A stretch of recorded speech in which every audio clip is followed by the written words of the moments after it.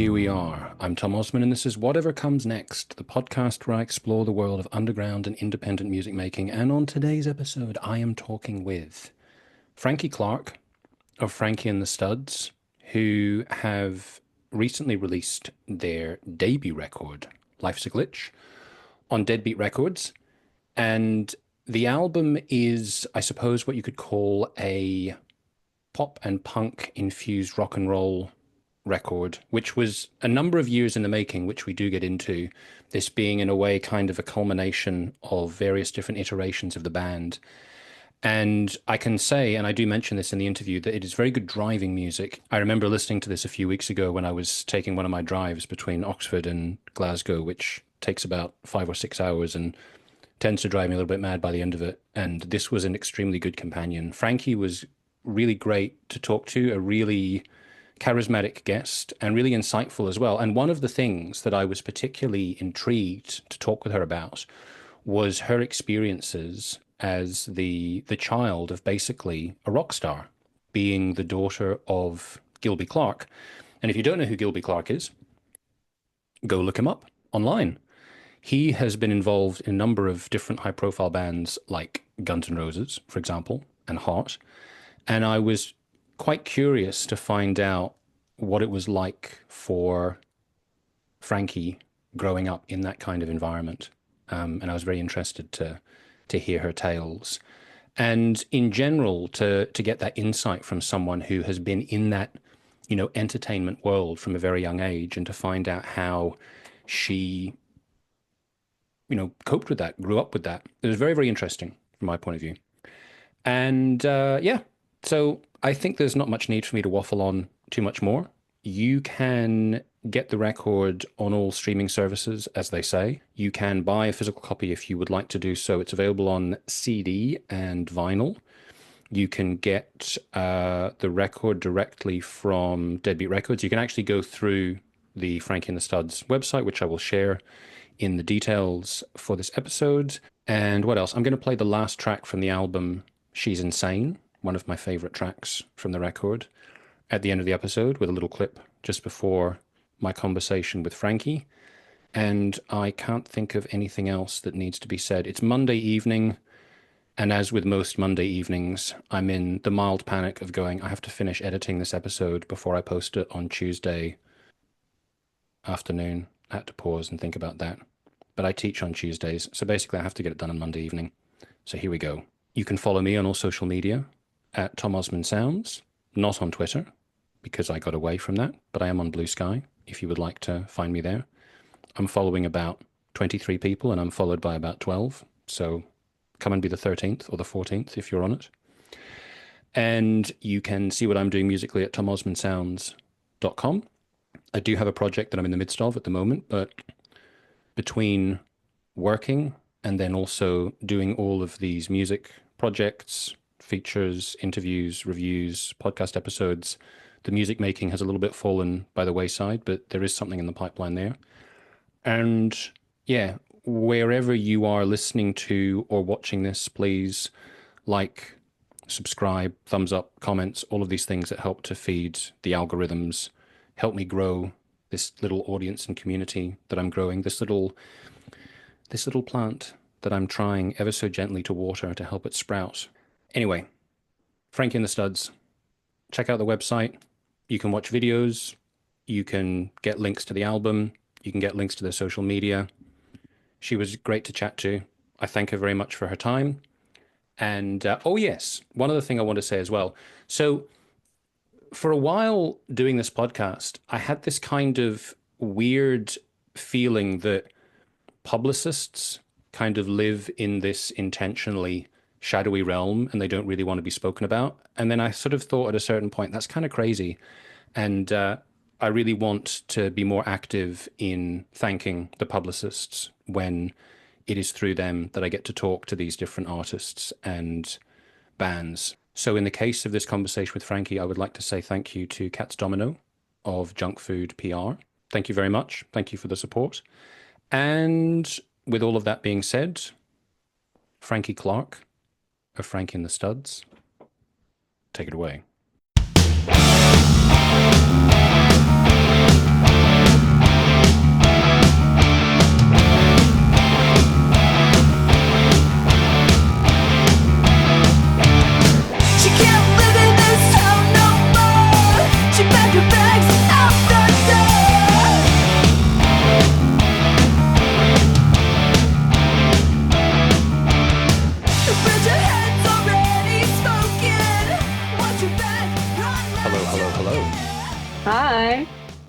Frankie, Tom, nice to meet you. Nice to meet you. You have a much cooler background than me. See, I'm visiting my mum, and whenever I do an interview in this room, I'm always very self-conscious because it's just very bare. There's like one picture there, and the rest is like, It's all good. I mean, this could be distracting, I guess. Like when I do like self tapes and things like that, I'm like, is this okay? I don't know. I think it's pretty cool. So, as we're talking about it, tell me a bit about what I can see behind you. So I've got a David Bowie poster here. This is Joan Jett taken by Niels Lozauer, and he signed it actually, which is cool. The Long Shot poster is from our tour that we did with the Long Shot. My friend did that illustration of Brody from the Distillers. And yeah, it's just all like stuff I've been collecting over the years. Yeah, that's pretty cool. I think part of the problem I've had with having like an environment that feels like my own is I've moved around too many times. So Mm, I've just hmm. finally reached a point, even though I'm not actually at home right now, I'm now living in Glasgow in Scotland. I don't know if you've been to Oh, Glasgow cool. before. Yeah. I haven't. I just went to Edinburgh though for the first time Ah, in December. So Glasgow's next. nice. I can thoroughly recommend it. And if you're going to play as well, like it's a really good environment to play. I mean, I know people are always like bigging up their own cities, but I think crowds in Glasgow for shows are particularly good. Yeah, that's good to know. I mean, I fell in love with Edinburgh when we were there. I was like, wow, this is incredible. It's an awesome place. We played at Bannerman's there, which was super fun. Nice. Well, I'd see. I now, and I don't want this to sound patronizing, but as an American, I'm quite impressed. Your pronunciation of Edinburgh is not bad. Usually, people completely get it wrong. So, I learned the where hard did you way. learn to pronounce it? Oh, okay, I was like Edinburgh, and my friend was like, "Oh, don't say that. Don't. It's Edinburgh." that's cool. So, anyway, we're here to talk largely about your band, Frankie and the Studs, and Hmm. your debut record, "Life's a Glitch," which I've been enjoying. And Oh, I have to thank say you. as well, I was driving from Glasgow to Oxford yesterday, basically all of the afternoon, and listening to different albums, and I put that on, and it definitely was like it's good driving music. It's catchy, it's snappy, it's like satisfyingly beefy, and yeah, I think like I see you've got you mentioned the Joan Jett picture, and I think I saw Hmm. something in the press release about her being an influence. You definitely have the kind of the pop sensibility that yeah, it comes across very well. Oh, thank you. That's a huge compliment. Yeah, I got into the Runaways pretty early on because my first band was an all-girl band, and Mm. my dad is the one that introduced me to them. He was like, "If you have an all-girl band, you should check out the Runaways." And so I listened to Cherry Bomb was the first song he showed me, and then we started covering that as 10-year-old girls, which probably wasn't that appropriate, but I fell in love with the Runaways and Joan Jett ever since. Yeah, I mean, I was listening to Prince when I was about 12, and I definitely did not understand all of the sexual innuendo of these songs at that age. Yeah, yeah. I had no idea. But now I've got a cherry bomb tattoo too. Aha. Well, as we're on, okay, as we're on well, there's a few things that have just come out already that I want to ask you about. So I want to talk to you about your early band experiences. But as you've mentioned tattoos, is that your only tattoo, or do you have more? No, I have quite a few. I have my this is my first tattoo, is my dog's name, Chopper, after he passed away. I got his name tattooed on my hand. And then I have a cheat over here that my friend from kindergarten did for me. I mean, not in kindergarten, but we Not met while in you were in kindergarten. kindergarten, And now yeah. she's not she's now a tattoo artist. And then my friend and I have matching safety pins. And then I've got one on my ankle that was a tour tattoo. And it was when we toured with the Long Shot. We put out a song during that time called Teeth. So I got teeth tattooed on my ankle. That's cool. See, I like tattoos that kind of have a sort of occasion to them. I've got a tattoo Yeah, on my leg, which another one of my friends has as well. It would take too long to explain why, but we both have a teaspoon tattooed on our leg. that's So cool. whenever people see it, they're always like, "Why have you got a spoon tattooed on your leg?" It's not a drug reference. I'll say that it is not a Yeah. drug reference at all, but it's kind of weird.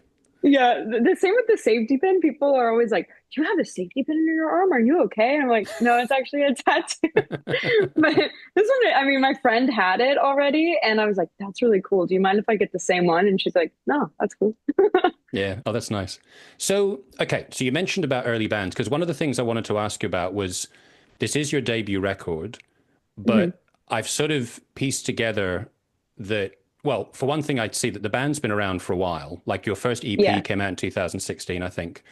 And I sort Hmm. of figured out that various of these songs on the album have been written at different points, right? Because you've got like Yeah. former band members co-wrote some of them. And so I sort of figured Right. out, okay, this has been like a process to get here. So before we even get to the origin of Frankie and the Studs, tell me about the origins of you playing music.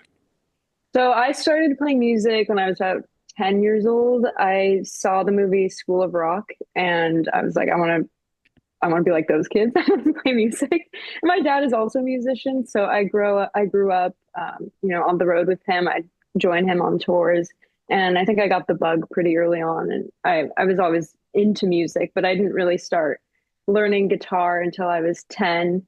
And I took piano lessons when I was younger, but I didn't really follow through with that. But yeah, my first band was my all-girl band in elementary school. We were called Sweet Gone Sour. And then I had a band in high school, and then I formed the Studs my senior year of college, and I kind of like went to part-time. I'd finished all my college credits. I only had like a two more credits left, so I went down to part-time, and I just started pursuing my band fully. And much to my parents' dismay, they're like, "You just went to college for 4 years, and you're gonna start a band? Like that's what you're gonna do?" I'm like, "Yeah." Yeah, well, I wanted to ask you, I was curious, growing up with a parent who is a pretty high profile musician, when did you kind of become aware of what your dad was doing? Like, was there a point you went, oh shit, my dad's a rock star? Yeah, I think it was my dad did a tour playing guitar with Heart, and I was like, I don't know, maybe 8 years old at the time, something like that. Mm, And that was when I saw him playing the like really big crowds, and I was like, oh, wow, this is what he does. And I think that's when I was also like, I could do that. I want to do yeah. that. Yeah, and I guess I was also wondering, like, I can understand it doesn't really matter what parents do. They want their kids to sort of have the best opportunities. So I can understand that they might feel if you went off to study, like, why are you giving all of that up? But on the other hand, I Yeah. kind of thought, well, if your dad's a rock star, maybe he'll just think like, of course, that's exactly what you would do. So yeah, like I mean, I understand that he produced or he recorded and produced quite a fair amount of Hmm. these songs, and he also played bass on some of them as well. Yeah. So kind of how actively has he been involved in what you've done musically? Well, my dad is my biggest supporter, really. Like if you come to see us play in LA, he's always there and he's like teching for me and helping in any way he can. But as far as musically, when we first started out, we have a at my parents' house, they have a home studio. So Mm, that was just a good way to start demoing songs, and we'd practice by band there. And my dad would like give a little 2 cents about, like, oh, well, you should try this, you should try that. And then we're like, how about you just produce this EP? And then ever since, we always seem to come back to working with him. I feel like he gets the greatest guitar sounds, and mm, he always likes to push me to think outside of the box. Like he'll be like, that chord change is a little predictable. Why don't you try this instead? And it's strange because it's like, yeah, it's my dad, but we do have this like working musical relationship too, where it kind of mm. feels like I don't know, like we're collaborators too. Yeah. No, that's very cool. And what about your mum? What does your mum do, or what was she doing when you were growing up?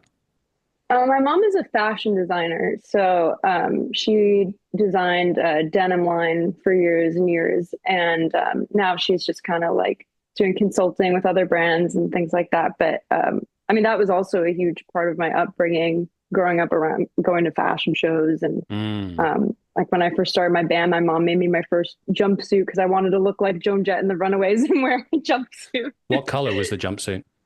It was black, black. Okay. It was faux leather. Probably Yeah, safer than very having a like, white jumpsuit. A white jumpsuit would be like a little bit asking for trouble. yeah, exactly. Yeah, I mean, it's kind of like a cross between Susie Quattro and Joan Jett, Joan Jett is one of her biggest influences. So then, of course, I got into Susie Quattro, and I just Yeah. always liked that glam look. I like the platform boots and the jumpsuits and the like ostentatiousness of it all. And so when you're playing live, how much of kind of like figuring out outfits is a thing for you? I actually like it used to be a bigger thing than it is. Now I kind of have like my go-to outfits because I don't want to think about it too much. Mm, Um, and I kind of like, I'll think about it like the night before. I'll start piecing things together in my mind, be like, oh yeah, I wore this that time, that worked, this didn't work, and then just piece it together. And have you sort of, in terms of playing shows, because I understand that, playing live is pretty important for the band. Have you Hmm. sort of toured around? Have you played quite far away? What's sort of been the scope of where you've played? Yeah, we've done mostly US touring. We've toured the West Coast and the East Coast, not so much in the middle. Mm. And then we just went to UK. We played in Scotland and we played a couple shows in Italy. I was just there for vacation, and while I was there, I was like, let's set up some shows while we're here. So it was only like 5 dates that we did, but it was still that's awesome. And we were in Italy a couple years back too, because my bass player is from Italy, so she has a lot of connections there with different clubs. So we played there a couple times. That makes sense. Now that I look at her name again, I think I can understand that that's Italian. Yeah. Yeah. So going back again to your upbringing, one of the things I was thinking about was I think it's pretty common that kids rebel in one way or another against their Mm. parents. And a lot of the time that comes through musically. But I'm thinking in the environment that you were growing up in, can you like sort of pinpoint what your rebellion was? And was there a musical element that was somehow a rebellion that your parents didn't approve of? Okay, this is super lame, but I think one rebellion was like I was a really good student. That's like rebellion, but I went like completely the opposite way of like I'm Mm, gonna study, I'm gonna go to school, I'm gonna do this. I was super nerdy, so I kind of was like the opposite way of rebellion. But musically, I think, I mean, I'm not gonna say like my dad and I have completely different tastes, but he was always very like, learn piano and learn the notes and like, every word that you sing has a note and it's melodic. And I was like, I'm just gonna shout.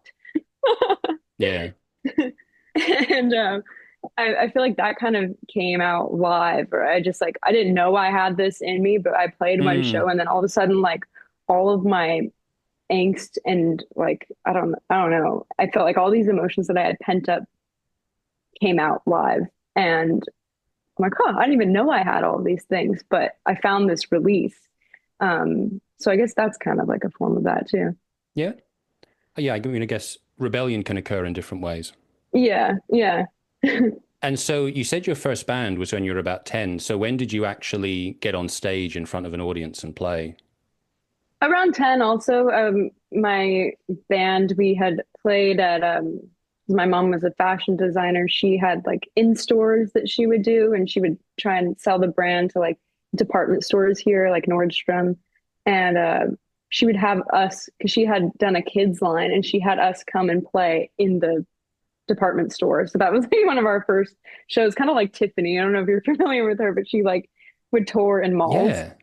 I know So now. I have to sort of refresh my brain, but yes, Tiffany, I know who you're talking about. yeah, yeah. So we're kind of like that. And then I didn't really play on a big stage until my own band with the Studs, where that's when we started playing like real clubs and doing Mm.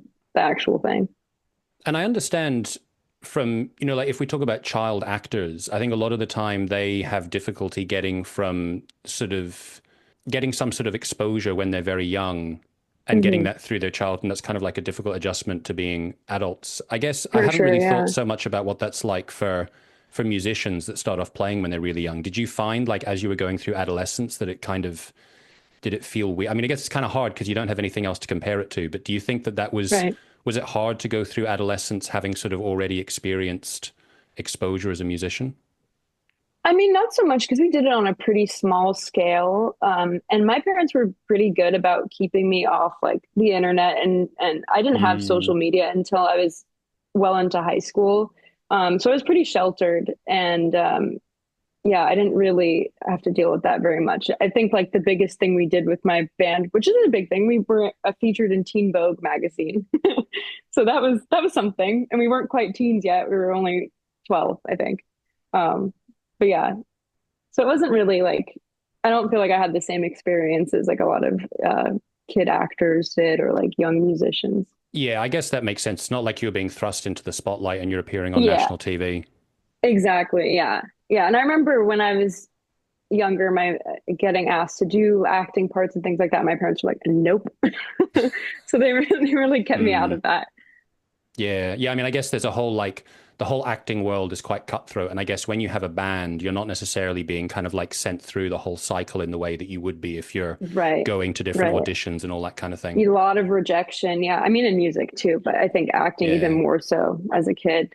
And so we touched on the fact that you've had some changes in the lineup of Frankie and the Studs. So Hmm. tell me, go back if you can to the origins of the band. How did the band first get together, and when did the latest lineup solidify? So the origin of the band was I filmed a video and I recorded a song. I recorded myself covering Hot Child in the City because I was, as I mentioned, I was really into glam rock and I hadn't heard anybody cover that song before, and I always really liked it.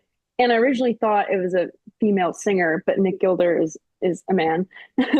And so I was like, oh, I can hear myself singing that. So I recorded that song and then I filmed a video for it and I put it up on YouTube, and it started getting a lot of traction on YouTube. And I got asked to play a show, and I was like, "Oh, I don't have a band. I recorded it with my dad in the studio, and we just had like whatever musicians were around to play." So I was like, "Okay, well, I want to play a show." So I put together a band, kind of just like on a whim, Mm. and I had met all the musicians really that were in the band at the time through, as my dad is as a music producer, he has musicians coming in and out of the studio all the time, and I'll like come in and meet them. So Ronnie Simmons was the guitar player at the time, and I met him because he was recording an album with a band called Moto Christ at our studio, my dad's studio, and I just thought he looked really cool. I thought he looked like a Ramon. And we got together and jammed and it worked, and he's like, I have a perfect bass player for you, and it was Johnny Martin, who now plays with LA Guns. And then our drummer, his name is Matt Lucid. He was a session guy. He played drums on Hot Child in the City on the recording. And we just all got together in a room and jammed, and we're like, I think this is a band now. And we played our first show. It was at Los Globos in LA. And yeah, we just kind of started playing shows together for like, I think that lineup was like the first year or so. We played Lollapalooza together, which was Oh, cool. awesome. And we did a feature with Playboy magazine when they were doing like entertainment write-ups. And then it just kind of, I mean, Ronnie and Johnny and Matt, they're all really busy touring session musicians. And Mm. it got to the point where, I was getting offers to do tours that they couldn't do because they had other obligations. And I decided to just keep going and to use musicians that were available to me to continue to play.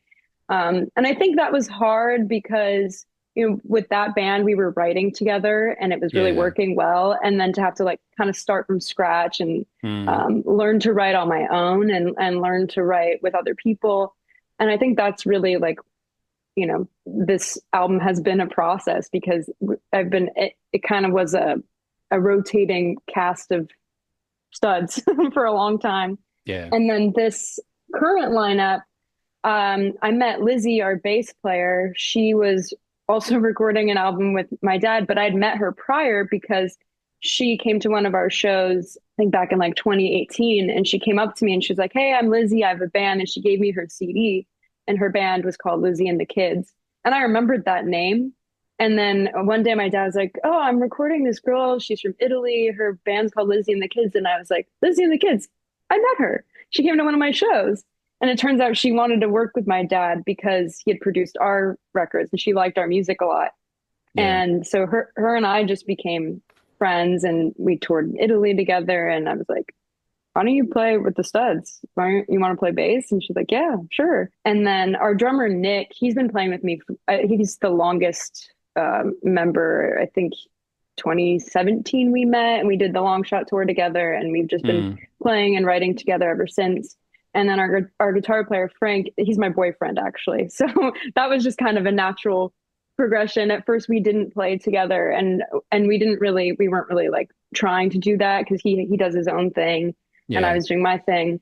But then it was just kind of, I think it started with that tour in Italy where we were like, well, let's go. You can play guitar and we'll have fun. We'll go on a vacation afterwards. And then we're like, this actually works. Let's just do this. And when you play on stage with the band, are you always playing guitar as well, or sometimes you're just doing vocals? I play guitar for like the first half of the set, and then I'll put it down towards the end and just kind of like engage with the crowd a little more. Yeah. And have you found, like, have there been any particular people who've inspired you in terms of the actual, like, on-stage performance, separate from the music itself? Yeah, it's funny because this band I saw when I was in high school, they were called Billy Boy on Poison. I saw them play at the Whiskey, and the lead singer was just like really normal, right? Really nice and normal off stage, and then would get on stage and be like this animal. And I kind of really Yeah. liked that. And I was like, oh, I that's really cool. And it kind of gave it this like element of being like unpredictable, and it seemed a little like, I don't know, kind of scary. And I feel like I've kind of channeled that into my performance as well. Mm. And also, I mean, of course, like Billy Joe Armstrong from Green Day, kind of the same thing. Yeah. And Joey Ramone, I love him. Debbie Harry, those are all inspiration for my live performance. Do you feel at all like you have a persona when you're on stage? For sure, for sure. Yeah. Yeah, I feel like it's like a switch goes off and I'm not the same Mm. Frankie anymore. Do you have any kinds of rituals before the show?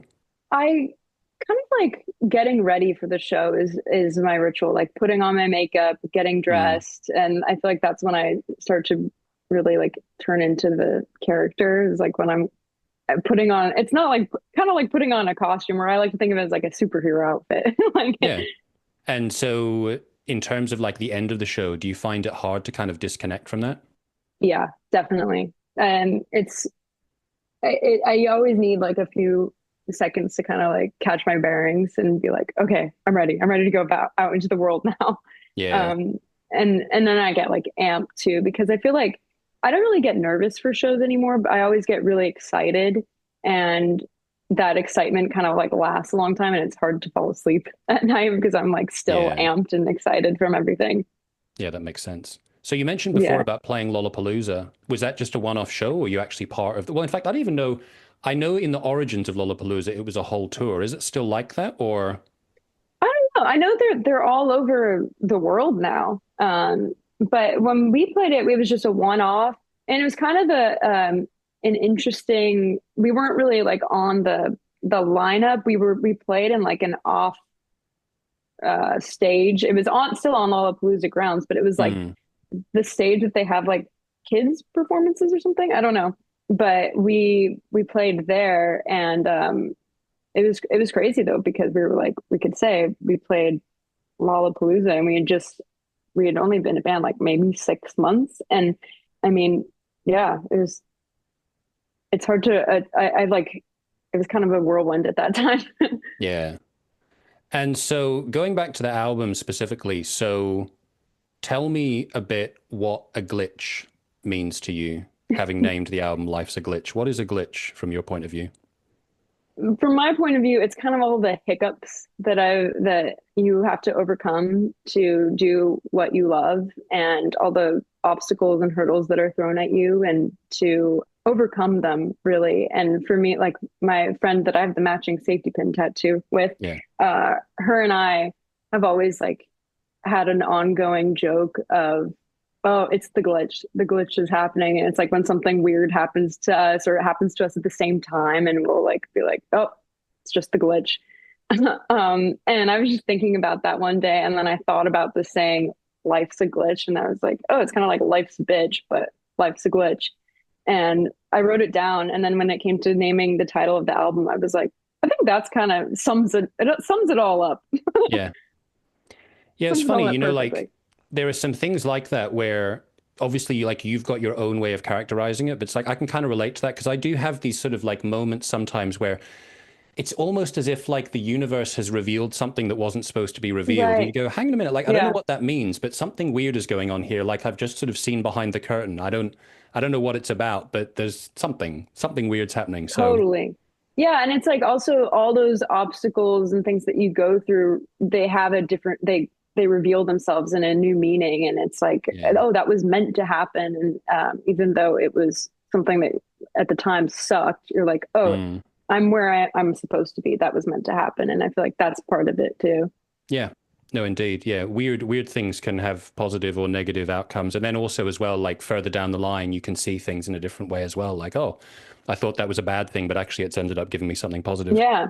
Yeah. And also even like songwriting, I feel like a lot of times I'm not really conscious of what I'm writing about at the time. And then later the meaning will be revealed. And I'm like, oh, that's what that's about. I don't know. I was just like writing. It was like, stream of consciousness, just Yeah. writing. And I don't know what I'm writing about. And then it reveals itself. I'm like, that makes so much sense now. Yeah, I heard someone else, another musician talking about that, and I think that is really cool, the idea that yeah, you're just sort of expressing something and you don't necessarily realize what it was that you were getting out until later, and you're just like, oh Hmm. yeah, that's what was inside me. Yeah. Yeah. It's wild. I've heard other people say that as well. I'm like, oh, okay. Because I thought at first I was just writing a bunch of nonsense.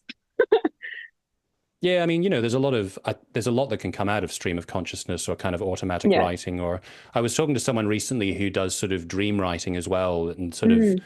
like they sort of put themselves into a kind of a trance state, and then they do writing, and then yeah, like they might look at it Mm-hmm. afterwards and go like, oh, apparently that's in me. I didn't realize that. Yeah. Yeah.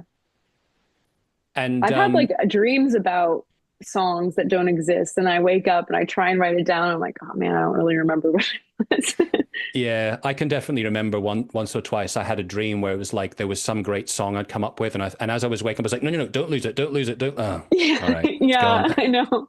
And then Was I'll it ever sometimes really I'll have there? like, yeah, exactly. I'll keep like my phone by my bed, and sometimes I'll wake up and there's like voice memos on it. It's just like me mumbling, probably thinking it was like a great song idea. And so, having mentioned that playing live is very significant for the band, I'm kind of curious. If I tell you my favorite tracks off the album, I'm curious to compare, like, from your experience, what are the songs that get the biggest Mhm. reaction when you play them live? I mean, a couple of them are probably like pretty obvious ones, like the first track, "Hole in My Head," and Mhm. "Monster," which I think is one of the singles as well. Like those are two tracks that really stand out. I love the little spidery guitar line that you've got in "Monster" and the way that goes into the chorus. I think that's a really cool Mhm. contrast. But I think actually maybe my favorite song on the album is the last track, "She's Insane." Oh yeah. So I wonder, is that a song that gets a particularly good reception? I mean, I'm assuming, have you played all of these songs live, or some of them you haven't? Some of them we haven't yet. Monster, we just started. I think we played it for the second time ever last night. Actually, we played at the Roxy last night here in West Hollywood.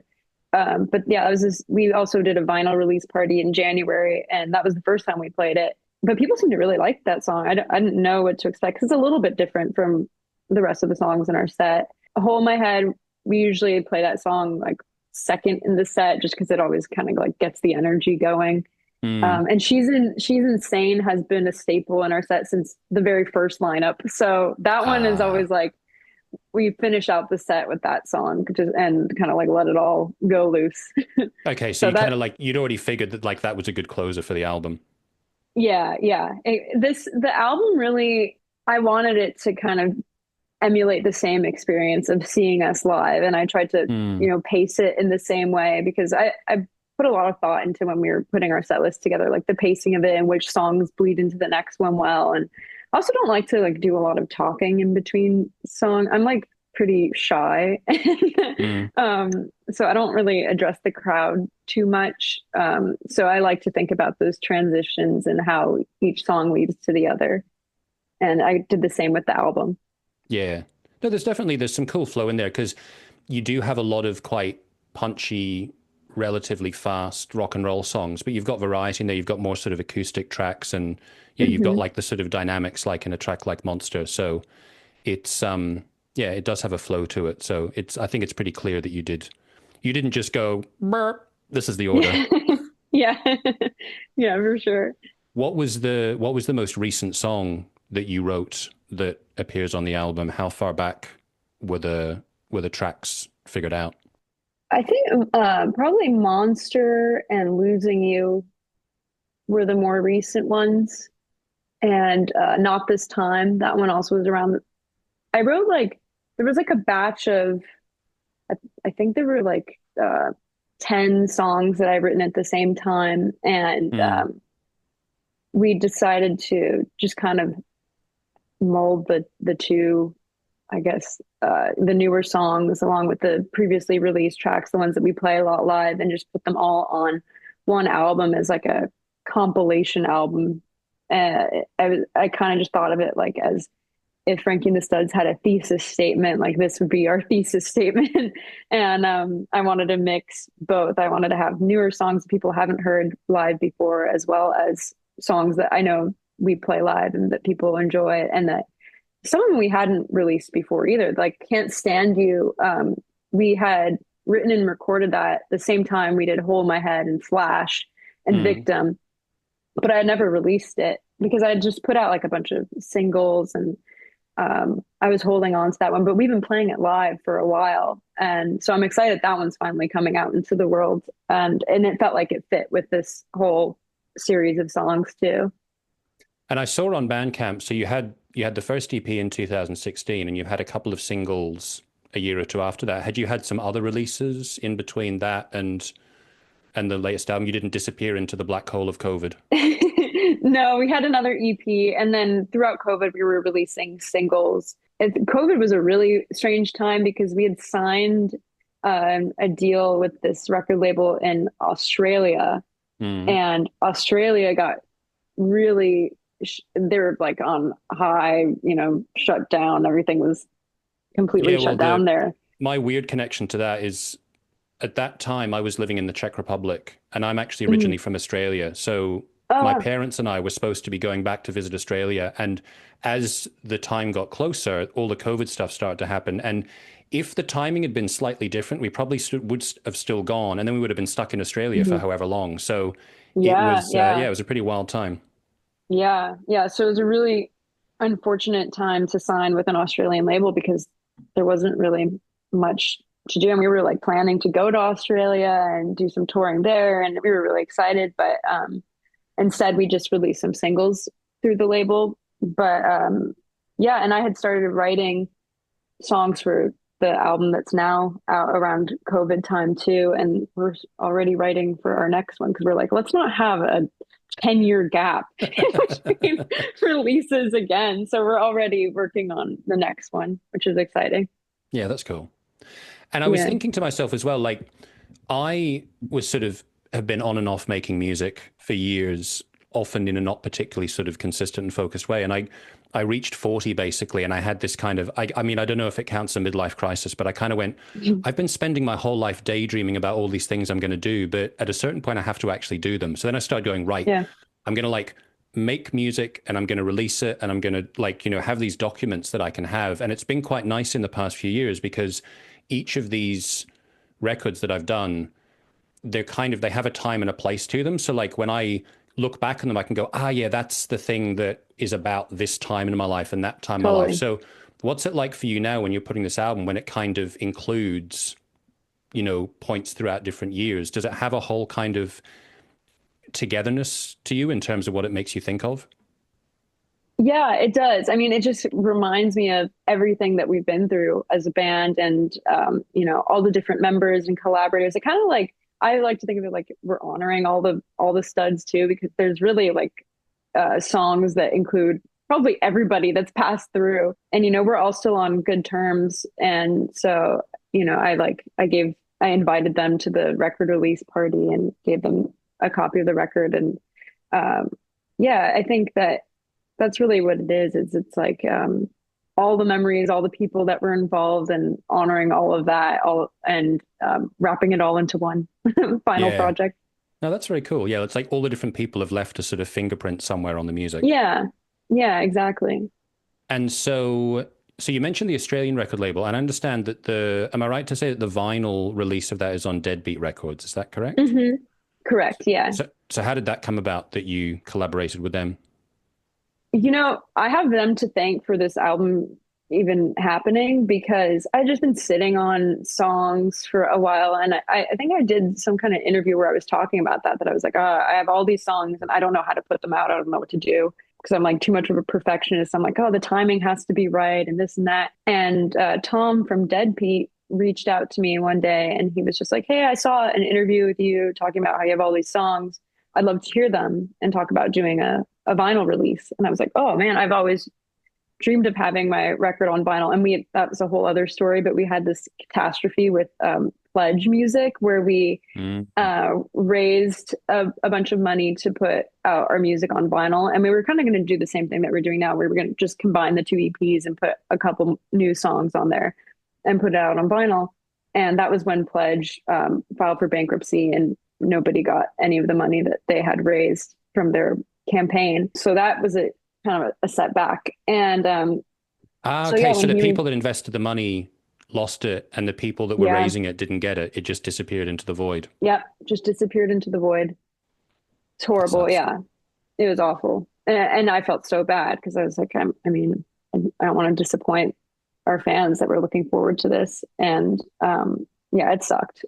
But now we have a vinyl, thanks to Deadbeat, and they were really like, let's hear the new songs, and really instrumental in putting it all together, and kind of like pushing us to put out an album. So yeah, I have them to thank big time for that. And we're in this digital age of music consumption where a lot of people do get their music on Spotify or YouTube or Hmm. whatever other platforms. And a lot of people obviously still care about physical media, and not necessarily just about the music being on physical releases, but like you have a lyric sheet and you can have some artwork and all these different things. So like for you growing up and now that you're making this music yourself, what sort of significance does vinyl or CD or other physical representations of the music have for you? It's funny. I've always been like a vinyl collector since I was younger. I would go to record stores and people would be like, "Oh, you can find that record online." I'm like, "It's not the same. It's not the same experience of like going and digging for it and finding it." Like Yeah. I always like to do that. And also, I work for Licorice Pizza Records, which is a vinyl label. They have a record store here in LA and also a pressing plant. So that's only fueled my appreciation for physical media as well, because seeing how people get so excited about like, collecting different colored vinyl or all the different variants that they can get, and even cassettes and CDs, people are like, it's having a resurgence as Yeah. well. And I don't know if it's just swinging the opposite way of, everything being so digital that now people want something that they can hold in their hands and like look at Mm, the art and all of that. That's what I always like. Like even books, I've never been much of a like I don't read on my iPad or like me Kindle. neither. Like Yeah. I like to have the book and I like to like, see the progress you make reading it when you finish it. It's a whole physical process too. Yeah, for sure. um and I feel the same way about music. And yeah, I like collecting them. I like having them. And when I see a band that I like live and they have vinyl, I'm usually apt to buy it because I'm like, Mm. yeah, I want to support and I just want to add it to my collection. Yeah, for sure. I can totally relate to that. And so something that has come up a lot when I've been interviewing musicians and bands is particularly for sort of, underground or independent bands, is the merch table.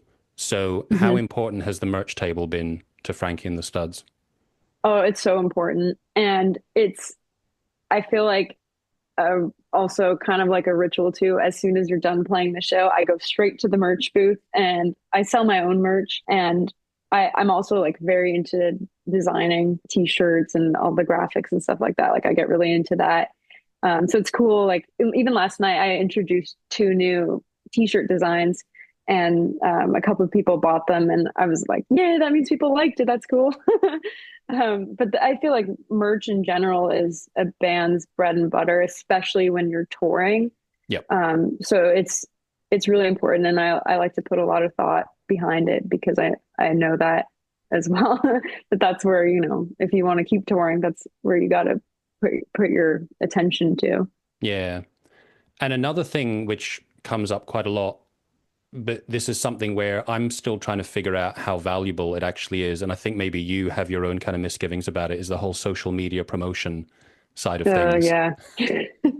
I hate it. Because like I left everything. And then when I got to the point that I was starting to do things that I wanted to promote in some way, I thought, okay, I have a reason to come back. So I try to have a functional relationship with it where I go, I'm going to Yeah. use this in order to promote things. And I was talking with someone about this recently. The problem is that you in order for people to engage with what you're doing, you kind of depend on them to be scrolling through Right. And so it's like if I want to support other people, I kind of need to be scrolling through stuff as well, but I don't really want to Mhm. do that. So it's like you want people to engage with you, but you don't necessarily want to waste your time on it. Yeah. So what has your relationship been like? Because I think you said that your parents sort of shielded you from social media for a while when you were growing up. Yeah, they did. And you know, it was hard too because you know, my dad has a following. So immediately when I opened up an Instagram account, I started getting people that were his followers following me, and they have a lot to say. And I mean, a lot of them are super supportive, but of course Mm, with that comes, you know, negativity as well too. So that was kind of like, I'm not really prepared for this. mm. Um, Like and what kind of age was that when that door opened up for you? I was in high school. I don't remember when Instagram came out, but it was whenever Instagram, and I think I was in high school when Instagram started. I Mm, think I got it pretty like early on when Instagram started. But yeah, and I feel like I'm always kind of a little bit. I don't like to put too much out there on Instagram. I yeah, use it really just for promotional purposes and yeah. promoting our music and our band, and I hate it, but it is a big part of it. Mm, um, and but I mean, at the same time, like I enjoy following bands that I like because that's how I find out when they're playing next. yep, So I do it. I keep yeah. it up to date, and I try to do a good job at it, but I don't know. Yeah, I always find it's kind of difficult to know how much time and energy it's worth investing in it. Right. Yeah. I mean, because also you see, I've seen bands that have like no social media presence and they can fill a pretty decent sized room. So I'm like, I Mm, don't know. I don't know what they're doing, but it's working. Word of mouth still. yeah. But I mean, I guess, if you are playing regularly and you're building up a live audience that way, then that is going to count for a lot in terms of kind of getting people to come to the shows Hmm. and future shows, hopefully telling other people and then bringing them along as well. Right. Right. And I mean, it's helpful too because I mean, people come to the show and they're taking stories and tagging you in it and sharing it. That's all helpful. And I feel like every time we play, we gain more followers on Instagram as well. So you definitely do see the effects of it. Yeah. And so, on that point of keeping things up to date in terms of what the band is doing, is Instagram the best place for people to see, in terms of future releases and also shows that you've got coming up? Yeah, Instagram. I'm slowly but surely getting better at TikTok. That's where I've drawn the line. But I guess, I'm in my 40s, so I can kind of be excused for not going onto TikTok. I resisted for a long time, but I'm on there now. And yeah, the thing about TikTok though is I've noticed when I post a video on TikTok, I'll post the same one on Instagram, but TikTok will get so much more traction. I don't know if like the Mm. algorithm is just showing it to people that want to see it or what, but I don't know, something there works well. But yeah, and then also our website, frankieandthestuds.com. I have Ah, all you of our have your own shows website. and Okay. Well, I'm always yeah, keen to promote bands' websites when they actually have their own website. So that's very cool. yeah. And I just updated it. So Good everything timing. on there is all up to date. So it's frankieandthestuds.com. Yep. And we have And our it's shows, all of our the word music, and rather everything's on there. than it's not the Yeah. letter, it's not the symbol. Yeah. Yeah. Yep. Spelled out. How long ago did you set the website up? In the very beginning, I set it up Mm. when we first started. I got the domain and It's set it forward up. thinking. It's very good. Yeah. Do you have like videos? Because I've seen some YouTube clips up there. Do you have those embedded in the website as well? Yeah. So the videos tab will go straight to our YouTube channel. So you can watch all of our videos on there. Yeah, it's very And cool. we just put out a video, when was that? December? Yeah, December for our song, Fuck This Shit. And it's a pretty funny video. It's Yes, me as a pizza delivery girl. that's right. Yeah. From personal experience delivering pizzas? No. I've never delivered pizzas, but we were just trying to think of like a funny way to portray that. And we're like, at first we were thinking of a diner, and they were like, I think I've seen a lot of bands do the diner music videos. They were like, how about a pizza delivery? Yeah. I mean, particularly like coming through in the COVID time, I think a lot of people got into being delivery drivers, not necessarily having the best working conditions. So I Yeah, think it's probably something a lot of people will be able to relate to. Right. Yeah. I think any job really they can relate Well, to. I mean, indeed, I've yeah. worked retail as well, so, and that's Oh yeah, I've had some jobs that I would never do now, yeah, yeah. but it's all part of the growing experience. Yeah, for sure. And in terms of people getting the album, where's the best place for them to go for that? Whether it's vinyl or there's a CD as well, right? And then Yeah. can people also get it digitally on Bandcamp? Not yet. We're going to do a digital release on March 27th and it'll be available everywhere. Right now, we just wanted to put it out on vinyl CD only. So the only place to get that is on Deadbeat. If you go to our website, if you click on it, it just goes straight to Deadbeat to order the vinyl or CD. Or you can come to a show and we have vinyl at our shows too. They can probably get a signed copy, right? Yeah, exactly. From But you at yeah, the that merch was table. exactly. Yeah. But yeah, we decided to just put the record out on vinyl and CD only because we're like, I feel like that's kind of like an old school thing to do where you can I like only, that. I think that's really cool that you've got the physical releases before the digital release. I sign yeah. off on that. I think that's cool. Thanks. Yeah. I'm like, oh, this is the way it was supposed to be heard. So Yeah. listen to it first that way. Do you, and so I forget if you said, do you also collect CDs as well as vinyl? I don't actually. I mean, I still have like all my CDs from when I was a kid, but I'm Yeah. not much of a CD collector, more vinyl. It doesn't have quite the same kind of, I don't know. It's not quite the same. Like, you can find some CDs, which is cool, but it's not really the same as going through secondhand records and finding something Yeah. that you've been Yeah, it's not searching really for. the same. Yeah. Yeah. And all the I like all the variants too, like getting, like our record too, Uh, we have a splatter version and we have the just the black wax and I'm a sucker for all that. Once you start collecting variables, it's a slippery slope. It's an Yes. expensive business. I had a couple of bands where I was basically like they were doing a lot of reissues and I was collecting everything that they did. And after a certain point, like Mm. after the next triple or quadruple vinyl releases, I can't afford to keep buying these reissues. I have to draw a line. I understand. I understand completely. And so, in terms of shows that you've got coming up in the coming weeks, what have you got lined up for promoting the album and just for playing in general? Yeah, we're playing April 4th here in LA at a club called Three Clubs, and we're playing with a couple bands that we're friends with, Amber Wild, Them Evils, and Nico Bones. They're all just like cool rock bands from here. And yeah, that'll be a really fun lineup. And then we've been submitting for tours, so hopefully this summer, maybe fall, we'll have some tours booked. So we'll see. Nice, very cool. Well, Frankie, it was really nice to talk to you.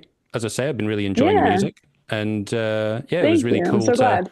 learn about you and the band. And maybe some way down the line, you will come across to Scotland again, and you'll play in Glasgow, and I'll Yeah, pop along and see you.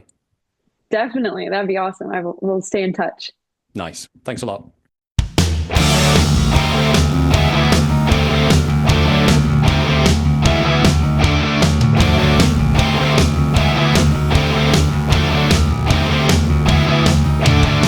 She can't live in this town no more. She packed her bags out the door.